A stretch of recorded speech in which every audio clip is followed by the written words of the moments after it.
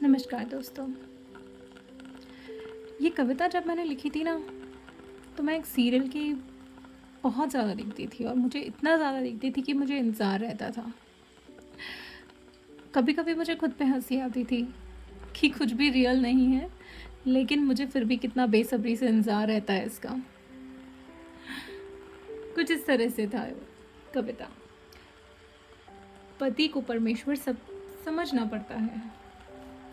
उसके लिए कभी लगता है कि नौकरानी से ज़्यादा कुछ नहीं, और कभी लगता है कि बस हम ही हैं। कभी लगता है कि हमारे किसी काम की कोई अहमियत नहीं है, और कभी लगता है कि यह घर हमारे बिना चल ही नहीं सकता। कभी लगता है किसी को गरज नहीं है, हम यूं ही बरसते रहते हैं। और हमारे पतिदेव उंगलियां हम पर हमेशा उठाते रहते हैं। जिस दिन हम सज सवर कर उनका इंतज़ार करते हैं, उस दिन वो बहुत लेट आते हैं। जिस दिन हम बहुत ही अच्छा मन से खाना बनाते हैं, टेबल सजाते हैं, उस दिन महाशय बाहर से खाना खा के आते हैं।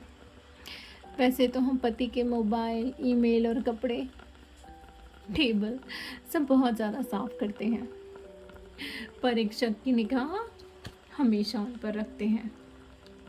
जिस दिन पति के टिफ़िन में ईलू लिखकर भेजते हैं, उस दिन महाराज अपना टिफ़िन किसी और को दे देते हैं। यह पति जो बच्चों की रात को सिसकी सुनकर एक बार में उठ जाते हैं, वो हमारी मन की बातें बहुत बार समझ कर भी नहीं समझ पाते, और कभी किसी अनकही बात को समझकर झट से पूरी कर देते हैं। कभी हम बन-ठन कर जाते हैं तो पति आंखें कोने से कर कर कहते हैं, आज तो बड़ा बन-ठन के जा रही हो।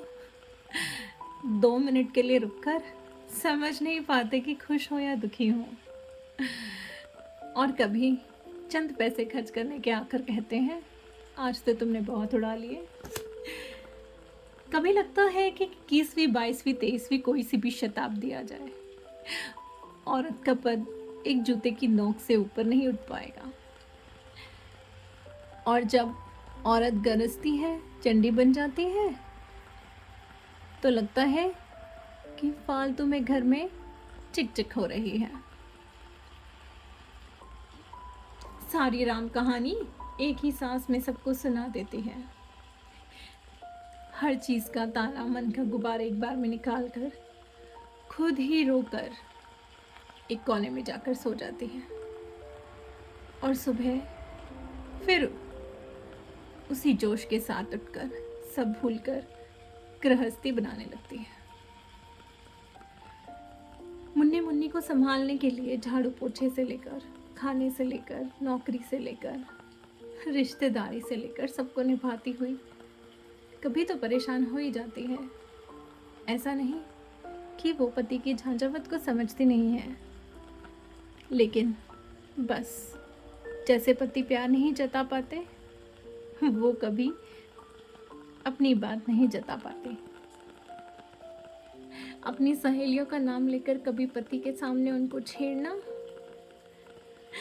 और अगर वो कुछ उल्टा बोल दे तो खुद ही रो रो कर पहाड़ पूरा घर सर पर उठा लेना। बड़ा ही रोचक है ये ड्रामा। मैंने सोचा, अगर भगवान मेरे पास कभी आए तो उनसे ज़रूर ये पूछूंगी कि आपने यह ड्रामा क्यों बनाया। जब मैंने अपने पतिदेव को कहा तो बोले, भगवान तुम्हें जो जवाब देंगे वो मैं ही दे देता हूँ, क्योंकि मैं तुम्हारा भगवान हूँ। बात मुझे खास पसंद तो नहीं आई, लेकिन जवाब बहुत पसंद आया। बोले, भगवान बोलेंगे कि यह मैंने अपने बीवी के एंटरटेनमेंट के लिए बनाया है, क्योंकि वो मुझे मेरे काम में बहुत डिस्टर्ब करती है। और मेरी हंसी रुकी ही नहीं। फिर मैंने बोला कि और हमारे एंटरटेनमेंट के लिए, तो उन्होंने बोला, तुम्हारे एंटरटेनमेंट के लिए एकता कपूर को धरती पर भेज दिया।